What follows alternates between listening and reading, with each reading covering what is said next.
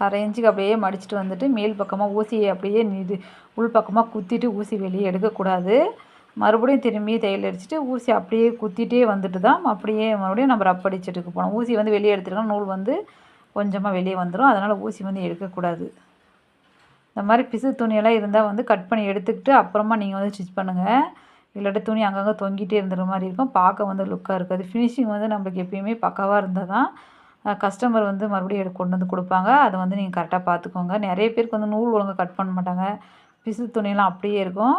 அதை வந்து நீங்கள் பார்த்துக்கோங்க. இப்போ வந்து சைடில் ஓலாக் போட்டு வந்துடலாம். இப்போ வந்து ஓலாக் போட்டதுக்கப்புறம் பாருங்கள் எவ்வளோ அழகாக ஃபினிஷிங் வந்து நல்லாயிருக்கு. இந்த வீடியோ வந்து உங்களுக்கு பிடிச்சிருக்குன்னு நினைக்கிறேன். பிடிச்சிருந்தா என்னோடய சேனலை வந்து சப்ஸ்கிரைப் பண்ணிக்கோங்க. நம்ம இன்னொரு வீடியோவில் கண்டிப்பாக யூஸ்ஃபுல்லான வீடியோவை பார்க்கலாம். இந்த டிசைன் பிடிச்சிருந்தாலும் நீங்கள் வந்து கமெண்ட்டில் சொல்லுங்கள் எஸ் ஆர் நோன்னு. இன்னொரு வீடியோவில் பார்க்கலாம். டாட்டா பாய் பாய்.